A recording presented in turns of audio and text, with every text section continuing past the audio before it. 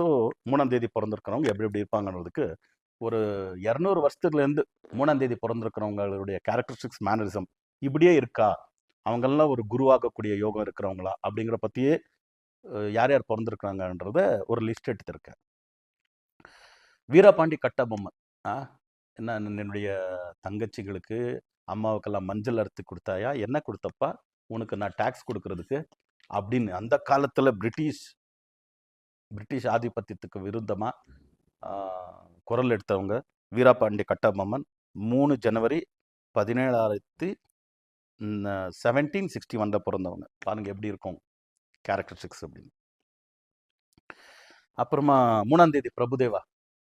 நான் அவங்க என்ன படிச்சிருக்காங்களோ அதை வந்து இன்னொருத்தருக்கு கற்றுக் கொடுப்பாங்க. கற்றுக் கொடுக்குறவங்க தானே குரு. 3ஆம் நம்பருக்கு இருக்கு.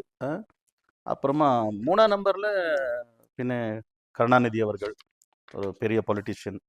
3ஆம் தேதி பிறந்திருக்கிறவங்க தேச பிரேமம் அதிகமாக இருக்கும்னு சொன்னேன். மாணிக் ஷா, ஜென்ரல் மாணிக் ஷா பார்த்துருப்பீங்க நீங்கள். ஸோ அவரும் கூட இந்த தேதியில் பிறந்திருக்கிறவங்க. ரொம்ப ஸ்ட்ரிக்டான ஒரு ஆஃபீஸராக இருந்தவங்க ஜென்ரல் மாணிக் ஷா. ஸோ இந்திரா காந்தி அவங்களே எதிர்த்து பேசினவங்க.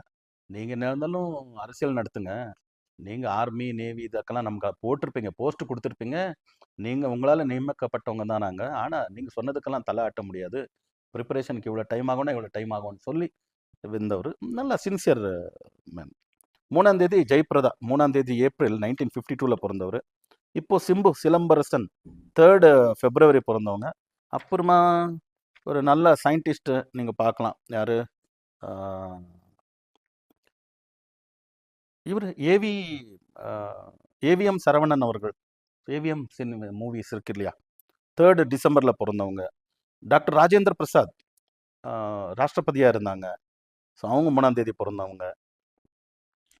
3ஆம் தேதி பிறந்தது ரஜினி, இவருன்னு நினைக்கிறேன், சத்யராஜ் கூட 3ஆம் தேதி தான்.